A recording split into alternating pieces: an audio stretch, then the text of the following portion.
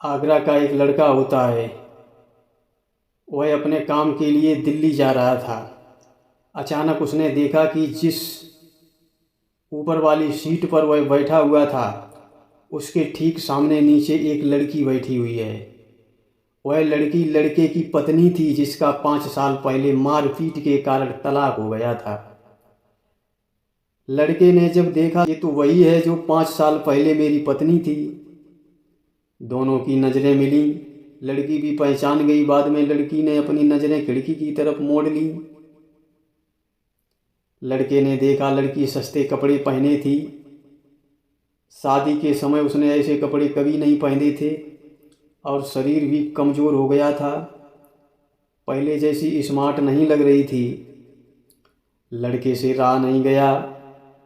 उसने एक लड़के से सीट बदली और पत्नी के पास बैठ गया। लड़की से बोला, तुम्हारी ऐसी दशा कैसे हो गई है? अब तुम क्या करती हो और कहाँ जा रही हो? लड़की ने जवाब दिया, मैं दिल्ली जा रही हूँ, वहाँ मेरी मामी एडमिट हैं। तुम कहाँ जा रहे हो? लड़की ने पूछा।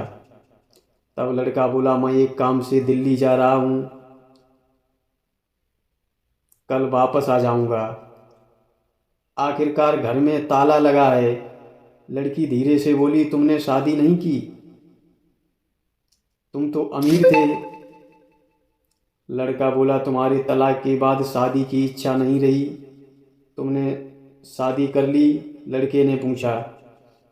लड़की बोली, मैंने भी शादी नहीं की। तलाकशुदा कितनी भी समझदार क्यों ना हो, अच्छे लोग उस पर विश्वास नहीं करते हैं। लड़की ने कहा। लड़की ने पूछा, माँ कैसी है? तभी लड़के ने कहा, माँ मर गई है। लड़की रोने लगी। इतनी लाड़ प्यार करती थी मुझे तुम्हारी माँ। तुम पीते थे, पेंशन के रुपए तुमसे चुराकर मुझे दिया करती थी। कहती थी उसे मत बताना, तुम्हारे काम आएंगे। तभी लड़की के उतरने की जगह आ गई। लड़का बोला, वापस कब आओगी? लड़की बोली, कल 10 बजे। लड़का बोला, मैं भी काम निपटाकर तुम्हारा इंतज़ार करूँगा। लड़का 10 बजे जल्दी काम निपटाकर स्टेशन पर आ गया, लेकिन अभी तक लड़की नहीं आई थी। 10 बजे का समय दिया था, 12 बज गए थे। लड़का इंतज़ार करता रहा, लेकिन लड़की आई तो 1 बज चुका था। अभी आप गए नहीं? लड़की लड़के के पास आकर बोली। लड़का बोला, तुम्हारे बिना मन नहीं लग रहा था, 2 गाड़ियाँ निकल चुकी हैं। लेकिन लड़की जानबूझकर लेट हो रही थी, उसे लड़के की परीक्षा जो लेनी थी। जब लड़के को बैठा देखा, लड़की की आंखें भर आईं। लड़का बोला, आपकी आंखों में आंसू क्यों हैं?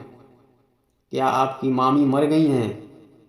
लड़की बोली, मैं आज बहुत दुखी हूँ। मैंने उस सास की सेवा नहीं कर पाई जिसने मुझे तुमसे ज़्यादा चाहा, तुमसे ज़्यादा लाड़ प्यार दिया।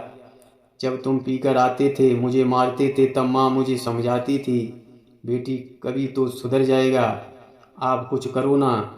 माँ अपना दुख मुझे बांटती थी, मुझे समझाती थी। एक दिन तुमने मुझे पीकर छत से फेंक दिया था। तभी माँ ने मुझसे कहा था, बेटी अब मेरा बस नहीं रहा है, तू अपने घर चली जा। और जब मैं तुम्हारे घर से आई थी, तब माँ ने मुझे 1 लाख रुपया दिया था। कहा था, बेटी संभाल के रखना, तुम्हारे काम आएगा। और वो मेरे बहुत काम आया भी। आज रात में मुझे नींद नहीं आई। माँ की सारी बातें याद करके रोती रही। मैंने शादी नहीं की, इसका कारण भी तुम्हारी माँ का प्यार है, क्योंकि मैं सोचती थी कि जब तुम सुधर जाओगे तब तुम्हारी माँ मुझे ज़रूर सूचना देगी। आखिर तुम भी तो दिल में बसे थे। मैंने तलाक तो अपने घर वालों के कहने से लिया था। पैसे की बात आई थी, घर वाले चाहते थे पैसे ले ले। मैंने आपसे पैसे नहीं लिए थे, और मैं अब अपना गुजारा करने के लिए तलाक के बाद से ही एक प्राइवेट स्कूल में पढ़ा करके अपने जीवन का गुजारा कर रही हूँ। मेरी सासू माँ मुझसे तुमसे भी ज़्यादा मुझे प्यार करती थी। माँ की कृपा ही रही होगी कि आज हम दोनों आकर फिर मिले हैं। शाम हो गई थी। तब तक कुल्फ़ी वाला आ गया। लड़के ने कहा कुल्फ़ी खाओगी? लड़की ने कहा खाऊंगी, लेकिन एक शर्त पर, पैसे मैं दूंगी।